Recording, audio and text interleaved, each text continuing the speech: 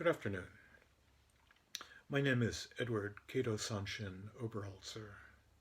I'm the resident priest here at the Joseph Priestley Zen Sangha in Lewisburg, Pennsylvania. We're an affiliate of Empty Moon Zen.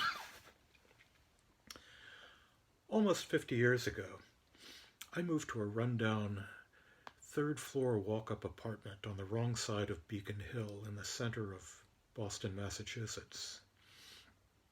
My first big purchase was a 10-speed bicycle. 50 years ago, 10 speeds seemed like the height of sophistication in the bicycle world.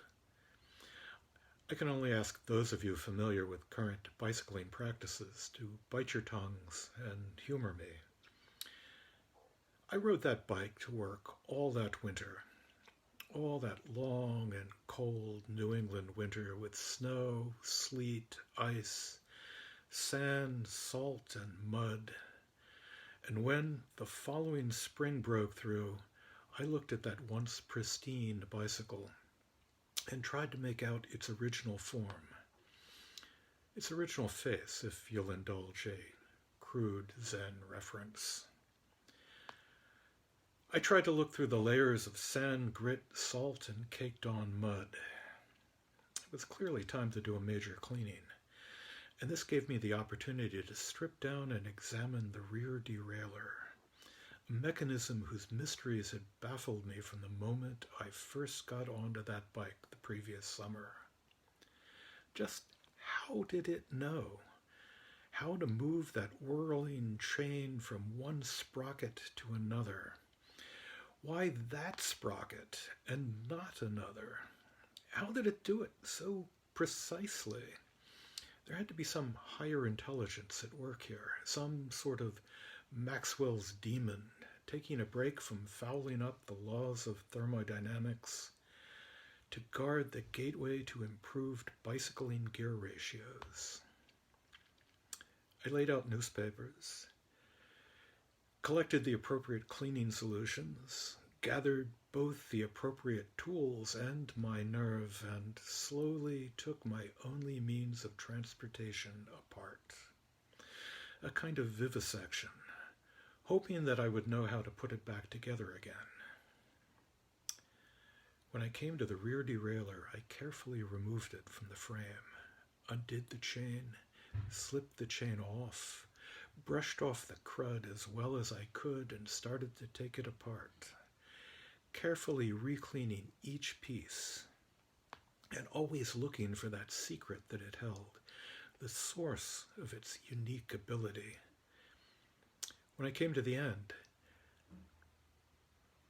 when I had those pieces laid out, cleaned, polished, and sparkling on that sheet of newspaper, there was no secret to be found.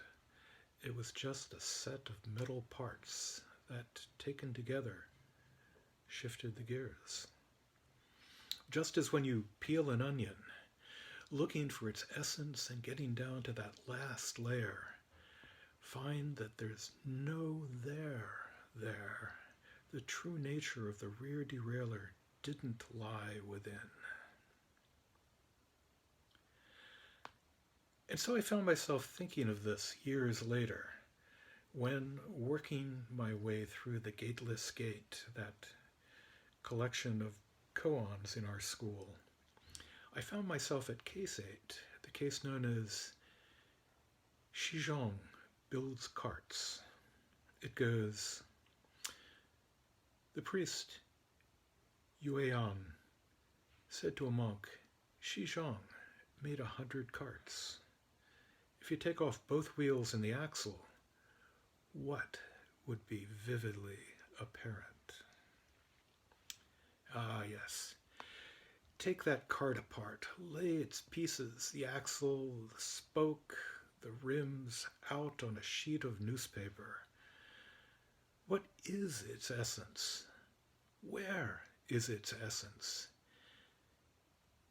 Here we have a way of getting at emptiness, that elusive idea that, together with form, lies at the heart of Zen practice. Look as hard, as long, and as deep as you will, and you won't find that essence. Everything you, me, that doorknob, the computer screen, all of this, all dharmas are without that essence. All dharmas are empty. But a way into this lies in that simple two-word summation of all of Buddhism by Shunryo Suzuki. Everything changes.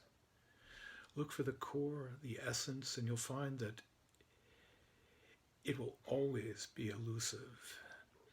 It always changes. And not only is this the source of our suffering, that change that we so desperately don't want to happen, it's also the source of our interconnectedness. For if there's no essence in each of us, in all that is, there are no barriers. Wumen graces us with his usual verse. Where the wheel revolves, even a master cannot follow it. The four cardinal points, above, below, north, south, east, west.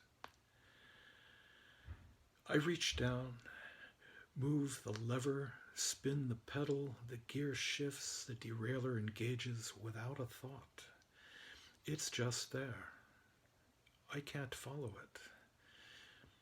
In commenting on this koan, Nyogen Senzaki Roshi points to chapter 11 of the Tao Te Ching. The many spokes unite in one hub, but it is on the empty center that the use of the wheel depends. Take apart the rear derailleur and there's nothing there.